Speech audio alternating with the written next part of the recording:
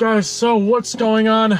My name is Chris, this is Boostbug, and this is gonna be a little bit of a not good video, at least on my sake, but hey, if you're looking to buy a B5 S4, maybe this will be informational for you. So I bought this S4 about a month ago, two months ago, and I searched 6 months for an S4 that's not beaten. You know, to find an unbeaten S4, you're gonna pay pretty good money for a car that's from 2001, because every single S4 out there is destroyed by teenagers. But I was able to find a 2001 Audi S4 that was basically all stock. If you haven't seen the car, I have a video of it on my page, but the car's basically all stock, no tune or anything, stock turbos, and just has turbo back exhaust. It was a 2-owner car, and it was basically one owner for most of its life, and then the next owner owned it for 30,000 miles. And the car I found was 6 hours away, or 7 hours away, and I said, okay, this is the car. There's a big maintenance book. He says the timing belt and water pump was done at 85,000. Everything is checking out, and it was adult owned, which was the most important part to me. Bought the car, drove it back here, drove it for about 2 months up until, you know, a couple days ago, and I got a coolant leak. So I brought it to the shop, and I really didn't think anything of it. I just thought that it was a hose that comes out of the coolant reservoir and goes to the back of the motor, and I thought maybe that dry rotted and it's leaking a little coolant. That happens a lot with S4s. No. So let's rewind a little bit.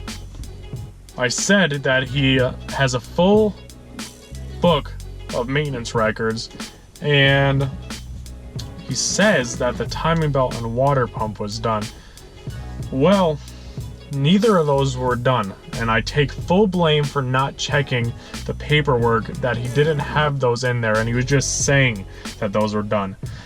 Luckily, the timing belt did not snap, but what did happen was the water pump sprang a coolant leak, and coolant was going everywhere on the car, so it ruined all of my belts. New serpentine belt, I need new pulleys, I'm getting a new timing belt, thermostat, I'm having him do valve cover gaskets while he's in there, cam plugs, cam seals, and I also asked him to check over the rest of the car, and he said you're going to need shifter bushings, which I didn't know about. The shifting, the gears were a little tight in between gears, and I knew that the transmission was fine. It's just that the bushings needed to be replaced. And he also said that my brake lines were dangerously rotting out, I guess he said. But this is a good place. They have 5 stars. I know they're good. I have friends who go there, so he's not bullcrapping me. So basically, my car is going to be $3,000 to fix. And although I'm upset about that number, I am so relieved that the timing belt did not snap. And I take full blame, like I said. It was my fault that I did not look into the records.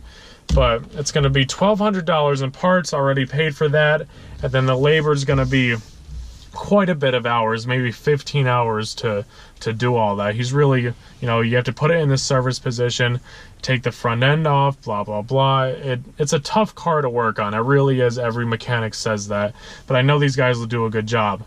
So the thing I'm really happy about now is that the car will be mechanically perfect. Now, it does have stock turbos on it, but I really don't believe this car was beat, even though, you know, he lied about the timing belt and water pump. I really don't think that this car was really being on its whole life, and I do have every single maintenance record of oil changes every 5,000 miles. So I am definitely hoping that those turbos will stick with me for a year. I'm not going to beat the car now. Yeah, everyone says that, I know. But I don't have any room to beat the car. I'm a college student. I'm paying this much to fix my car.